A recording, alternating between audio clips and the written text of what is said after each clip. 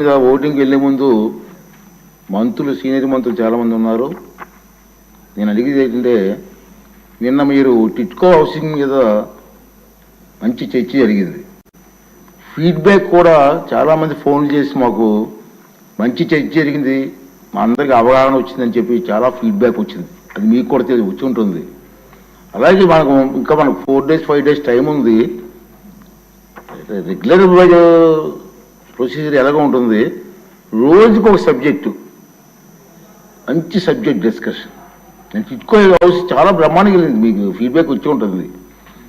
దాంట్లో రుషికొండది ఒకటి, రుషికొండ మీద ప్యాలెస్ ఒకరోజు, రెండో రోజు గనులు మద్యం విపరీతమైన దోపిడీ జరిగింది, అందరూ తెలుసు. సెకండ్ డే పెట్టండి డిస్కషన్, అందరూ మాట్లాడండి. తర్వాత శాండ్ కూడా విపరీతమైన దోపిడీ జరిగింది, ఒకరోజు శాండ్ మీద డిస్కషన్ పెట్టండి. అదేండి ఇల్లు కోసం భూములు, అది కూడా విపరీతమైన దోపిడీ జరిగింది. తర్వాత మూడోది ఏంటంటే, ఉంటే యాడ్ చేయండి, నాకు అదేంటి ముఖ్యమైన డిస్కషన్ ప్రజల్లోకి తీసుకెళ్లాల్సిన అవసరం ఉంది, హౌస్కి బాధ్యత ఉంది. ఇంకోటి ఏంటంటే, వైఎస్ఆర్సీపీ వాళ్ళ పార్టీ బిల్డింగ్స్కి అని చెప్పి ప్రతి ప్రాంతాల్లో కూడా విపరీతమైన బిల్డింగ్స్ కట్టారు, ప్యాలెస్లా కట్టారు. అది ఎక్కడి భూమి ఎక్కడిది, ఆ అమౌంట్ ఎక్కడిది, ఇలాంటి డిస్కషన్ జరిగితే ఒక గౌరవంగా ఉంటుంది, బాగుంటుందని చెప్పి నా ఉద్దేశం. ఒకసారి పెద్దలు మీ మంత్రులందరూ ఆలోచించి రేపు నుంచి స్టార్ట్ చేయడానికి 5 days మన టైం ఉంది, రోజుకు ఒక సబ్జెక్ట్ తీసుకుంటూ పోవాలి. అదే ఏదో ఒకటి మీరందరూ పెద్దలందరూ కూర్చొని మంత్రులందరూ కూర్చొని మాట్లాడి డిస్కస్ పెడతారు. ఓకే అండి. ఇప్పుడు మనం గ్రాంట్లు నిధుల కొరకు మన ఓటింగ్ వెళ్ళాల్సి ఉంది, అది స్టార్ట్ చేసుకుందాం.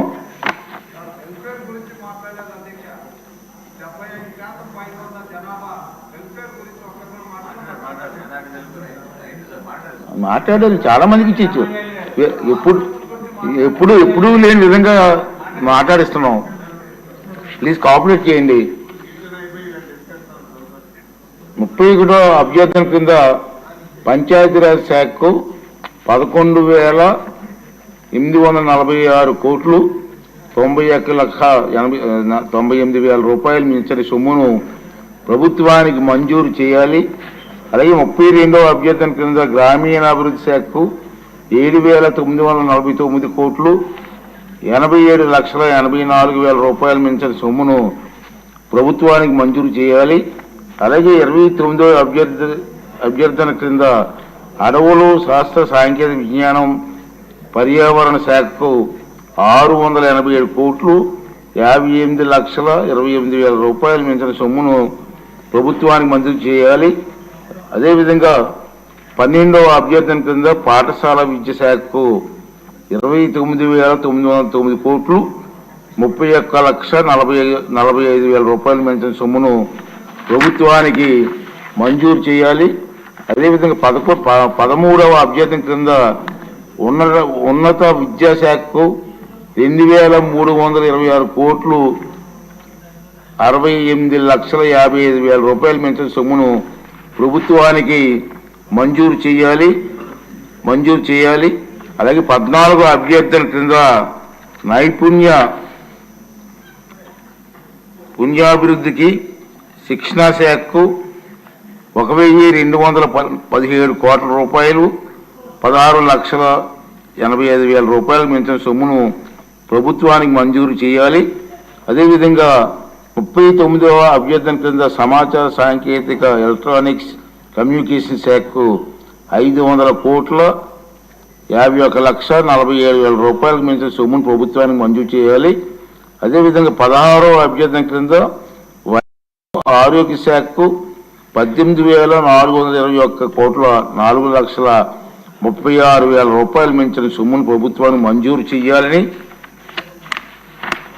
అదేవిధంగా 21వ అభ్యర్థన క్రింద సాంఘిక సంక్షేమ శాఖ 10,400 కోట్లు 84,85,000 రూపాయలు మించిన సొమ్మును ప్రభుత్వానికి మంజూరు చేయాలని, 25వ అభ్యర్థన క్రింద మహిళా శిశు మరియు దివ్యాంగుల సంక్షేమ శాఖకు 4,285 కోట్లు 95,06,000కు మించని సొమ్మును ప్రభుత్వానికి మంజూరు చేయాలని 22వ అభ్యర్థన క్రింద గిరిజన శాఖ సంక్షేమ శాఖకు 4,541 కోట్లు 85,95,000 రూపాయల మించిన సొమ్మును ప్రభుత్వానికి మంజూరు చేయాలని, అదేవిధంగా 24వ అభ్యర్థన క్రింద అల్ప సంఖ్యాక వర్గాల సంక్షేమ శాఖకు 2,808 కోట్లు 75,12,000 రూపాయల మీద సొమ్మును ప్రభుత్వానికి మంజూరు చేయాలని చెప్పి,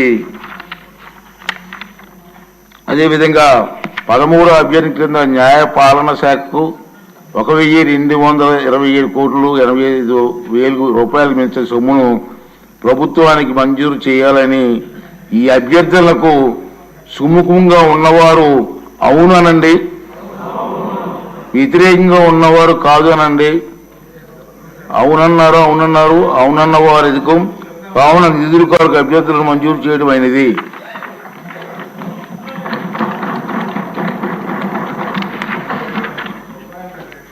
ఇప్పుడు ప్రభుత్వ బిల్లులు ఉన్నాయండి,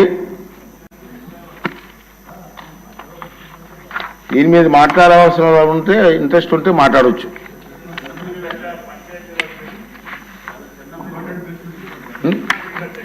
సభ్యులకు అవకాశం ఇస్తున్నాను మాట్లాడే ఇంట్రెస్ట్ ఉంటుంది.